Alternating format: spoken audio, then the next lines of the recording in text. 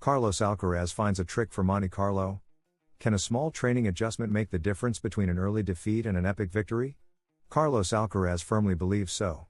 The Spaniard is doing everything possible to conquer one of the most challenging tournaments on the calendar, the Monte Carlo Masters 1000. In search of his best version on clay, Carlitos has found a very special trick to prepare, adapting his training to the unique conditions of the tournament. Will it be enough for the Spaniard to reclaim his status as a favorite? Let's find out. Monte Carlo represents a distinct challenge within the ATP circuit. Unlike Madrid, Rome, or Paris, this tournament is played at sea level, which significantly alters the bounce of the ball, the humidity of the environment, and the speed of the courts. Carlos Alcaraz is fully aware of this and has adjusted his training to prepare for every detail. Instead of traveling early to Monaco, he has decided to stay in Murcia and make the most of each day by training in similar conditions. The trick he has used is to train at La Manga Club, a sports complex located on the Murcian coast that perfectly simulates the characteristics of Monte Carlo. This decision is key, as the surface change, from hard courts to clay, is always a delicate process for the Spaniard. Although he has achieved great success on clay, he needs time to adapt to the specific nuances of each tournament. Carlos arrives hungry for victory. His 2025 season has been irregular so far, with only one title in Rotterdam and some unexpected defeats. However, clay has always been his refuge and his greatest ally. During this part of the season, he has built the biggest achievements of his career, including Roland Garros and 2 Wimbledon titles. Now, Monte Carlo becomes his best opportunity to reconnect with his game and show why he is one of the top favorites. Monte Carlo has not historically been an easy tournament for Alcaraz. His best result so far was a second round in 2022, which clearly shows he still has unfinished business with the Principality. This week, simply by participating, he'll match his previous record, but his goal goes far beyond that. He wants to win. To do so, he'll need not only to play his best tennis but also to understand the rhythm of a tournament played in just 7 days, without rest. An important key to his path will be the draw, which will take place later this afternoon. Alcaraz, world number 3, will be the second seed due to the doping suspension keeping Jannik Sinner out until the Rome Masters. This advantage will allow him to avoid facing Zverev until a potential final, although it won't protect him from a possible clash with Novak Djokovic in the semifinals. With such a compact week, Alcaraz needs his opening rounds to be as smooth as possible. The tournament allows no margin for error, every match counts, and any slip-up could be fatal. That's why the meticulous planning he has carried out from Murcia could make the difference. Feeling comfortable on the court again, regaining his rhythm, and playing smart will be essential if he wants to contend for the title. Carlos Alcaraz knows Monte Carlo is one of the major tests of the year, and he's determined to overcome it with preparation, focus, and a different strategy. Adapting his training to the specific conditions of the tournament shows his maturity and commitment to every detail. After a tough run on hard courts, clay gives him the chance to shine again. With his talent and the work he's putting in, all signs point to a much more dangerous Alcaraz, determined to fight for every point and return to the top of the tennis world. Monte Carlo is much more than a tournament for Carlos Alcaraz, it's a chance to be reborn. Will he be able to turn his trick into an unforgettable victory? Tell us in the comments what you expect from Carlitos this week. And don't forget to subscribe to follow the Merchant's journey during this thrilling clay court season. Until next time, tennis lovers. Unexpected problem for Carlos Alcaraz in Monte Carlo. Carlos Alcaraz faces one of the key moments of the season, the start of the clay court swing. After an irregular start to the year with some unexpected losses, the Spaniard is looking to rediscover his best form on the surface where he performs best. However, in his first clay tournament, the Monte Carlo Masters 1000, he'll have to deal with an extra challenge, the absence of his regular coach, Juan Carlos Ferrero. The former world number 1 won't be in Monaco, and Samu Lopez will take his place on the bench. How will this absence affect Alcaraz's performance? Will he be able to leave behind his bad run and shine on the clay? Let's find out. The clay court season is crucial for Carlos Alcaraz. The young Spaniard has shown that he feels very comfortable on this surface and, with 8 clay titles to his name, he's one of the top favorites to dominate this part of the calendar. However, his start to 2025 has been marked by inconsistency.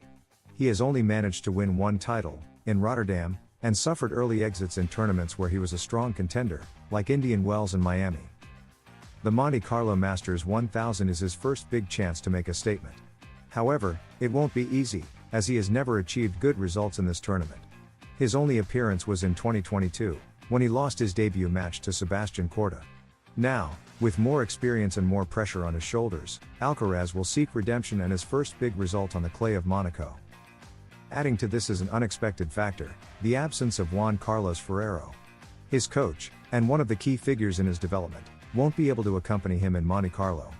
Ferrero has been his guide since the start of his professional career, and his presence on the bench is usually fundamental to Alcaraz's performance.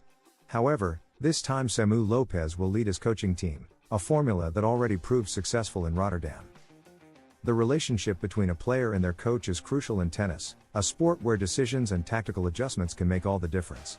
In this regard, Ferrero's absence could be a challenge for Alcaraz, but also an opportunity to show his maturity on court. In Rotterdam, without his usual coach, he managed the pressure well and ended up winning the title. Can he repeat that feat in Monte Carlo?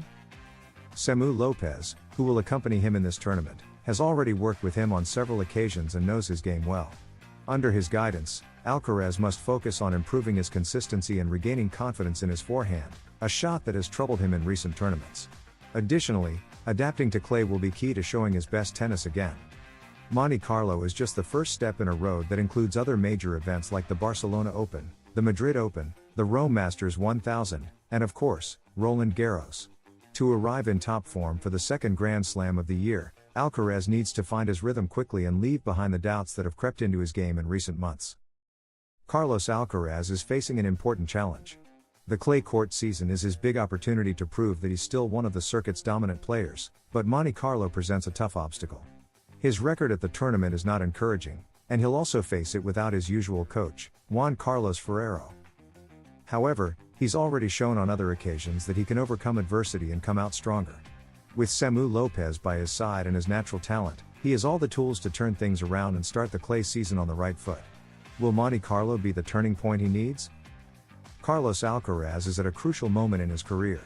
After a rocky start to the season on hard courts, the Spaniard faces an important challenge: to regain his top form during the clay court swing and prove he's still one of the world's most dominant players. At just 21 years old, he's already won titles at Wimbledon, Roland Garros, and several Masters 1000 events, but this year feels different. He arrives with more questions than answers and the pressure of defending his legacy on clay. Is he in crisis, or is this just a natural bump in his development? Let's break it down.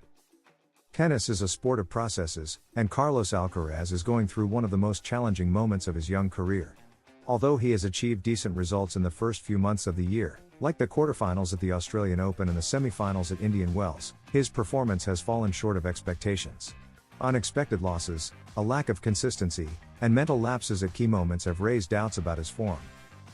However, experts like former player Tim Henman insist that this isn't a crisis but rather part of the growth process of any elite athlete. Alcaraz has shown exceptional talent from a very young age, and that has generated enormous expectations. At his age, it's normal to experience ups and downs and to learn from each experience. The key for him will be to adjust certain aspects of his game and strengthen his mindset to come back stronger. One area to improve, according to Henman, is shot selection. On several occasions, Alcaraz has opted for flashy plays instead of making safer, more effective choices. This cost him dearly at Indian Wells against Jack Draper, where his attempts to dominate with risky shots backfired. He also needs to work on his focus, as mental lapses have been his biggest weakness this year. With all this in mind, Alcaraz has already begun his preparation for the clay court swing. His first major challenge will be the Monte Carlo Masters 1000, a tournament he hasn't played in the last 2 years due to injuries and other circumstances. This time, he arrives eager to show he's still a contender for world number 1 and to kick off a stretch of the calendar that suits him perfectly. The challenge will be even greater with Jannik Sinner, his main generational rival, back after serving his suspension. Despite having played only one tournament this year, the Italian still leads the race and remains the best player of the season. This means Alcaraz will have to raise his level if he wants to stay in the fight for the ATP top spot and prove he can compete head-to-head with the best version of Sinner. Beyond Monte Carlo, Alcaraz's goal is clear: to defend his titles at Roland Garros and Wimbledon. To do that, he needs to regain his confidence and solidify his game on clay. This swing is not just a chance to collect points and titles, but also to consolidate his growth as a player and prove that he's ready to keep dominating the circuit. Carlos Alcaraz is much more than a tennis player with exceptional talent. Despite having already conquered 4 Grand Slam titles and ranking among the best in the world, the Spaniard knows that success isn't measured only in trophies. For him, the most important thing in life is to be a good person and serve as an inspiration for the next generation. Before his debut at the Monte Carlo Masters 1000, Alcaraz showed his most personal side in an interview with Louis Vuitton, where he talked about his values, his admiration for Nadal and Federer, and his desire to leave a mark beyond tennis.